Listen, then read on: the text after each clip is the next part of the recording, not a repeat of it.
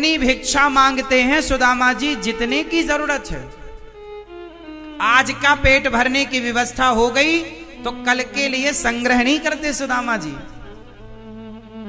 कल के लिए जोड़ते नहीं हैं सुदामा जी। बोले कल मिलेगा, कल देंगे ठाकुर जी। और आप लोग परेशान क्यों हैं? अपना पेट भरने के लिए आप परेशान नहीं है, तिजोरियां भरने के लिए परेशान है, ये नहीं भर रही है। आप लोग तो ये सोचते हैं कि मेरे बेटे के बेटे का बेटा भी खाए, इतना जोड़ के जाऊं। अरे आप अपना जोड़ लिए जितना, सेवा करो, बच्चों को योग्यता दो कि वो कमाएं खाएं। बच्चों को धन संपत्ति क्या देना, कमाओ खाओ बेटा। जरूरत से ज्यादा यदि आपने धन को घर में रखा है तो भगवान की नजर में हम सब चोर हैं कि तुम दीन दुखियों में बांट नहीं रहे हो, तुम समाज की सेवा नहीं कर रहे हो, तुम अपने बच्चों के लिए जोड़ रहे हो। बच्चों को जन्म हमने दिया, भगवान बोलते हैं जब हमने मुंह दिया है तो पेट भरने, जब पेट हमने दिया तो पेट भरने की व्यवस्था हम करेंगे। तुम क्यों परेशान हो रहे हो? तुम्हारे पास जरूरत से ज्यादा है तो समाज की सेवा में लगे। गृहस्थ को कल की व्यवस्था करनी चाहिए। हाँ, जोड़ा थोड़ा बहुत ठीक है, राम इतना दीजिए जा मैं कुटुंब समाए, मैं भी भूखा ना रहूं, साधु ना भूखा जाए। लेकिन आज के जमाने में तो आपके घर से चिड़िया को एक दाना तक नहीं मिल रहा, कुछ घरों से आज के जमाने में। ना तो कुछ लोग आजकल गाय की रोटी निकाल रहे हैं, ना कुत्ते की, ना चिड़ियों को दाना। और कोई साधु संत भिक्षा मांगे तो आप उपदेश कर देते, कमा के खा नहीं सकते। अब आप बताओ कि आपके घर से कितने लोगों का भोजन रोज निकलता है? किसी का नहीं निकलता, लग कुछ घर छोड़ के। बाकी आप लोग सवेरे से शाम तक रोज की, आप अपनी लाइफ बताओ, आपके घर से एक रोटी भी किसके नाम की रोज निकलती है बताओ? बड़े बड़े शहरों में तो गाय है ही नहीं, कहां निकलती है रोटी उनके यहां? कौन खाता है उनकी रोटी? वो एक गाय वाली।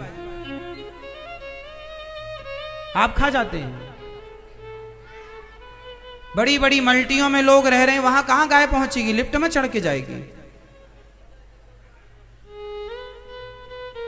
ना तो आज कुछ लोगों को छोड़कर आज ना तो गाय, आपके रसोई में किसी के लिए, आपके अतिरिक्त किसी के, आपके परिवार के अतिरिक्त किसी के लिए एक रोटी नहीं है। वो रसोई कैसी है? अरे रसोई हमारे यहां ऐसी हुआ करती थी कि पहले का गृहस्थ अपने भोजन को बनाने के बाद द्वार के बाहर निकलकर देखता था कि हमारे द्वार पर, दरवाजे पर कोई भूखा प्यासा तो नहीं है। यदि है तो भैया पहले उसे खिलाएंगे फिर खाएंगे। पहले खिलाओ फिर खाओ।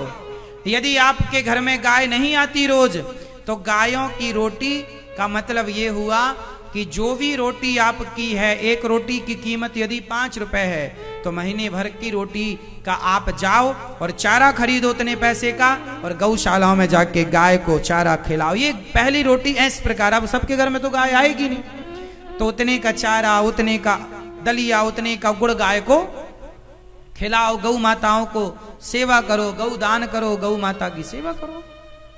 चारा भूसा आप अपनी तरफ से गौशालाओं में भूसा खरीद के दान कर दिया करो। एक ट्रॉली भूसा आप अपनी तरफ से दे सकते हैं कि भाई हमारी तरफ से एक ट्रॉली भूसा गाय के लिए, एक ट्रॉली चारा हमारी तरफ से।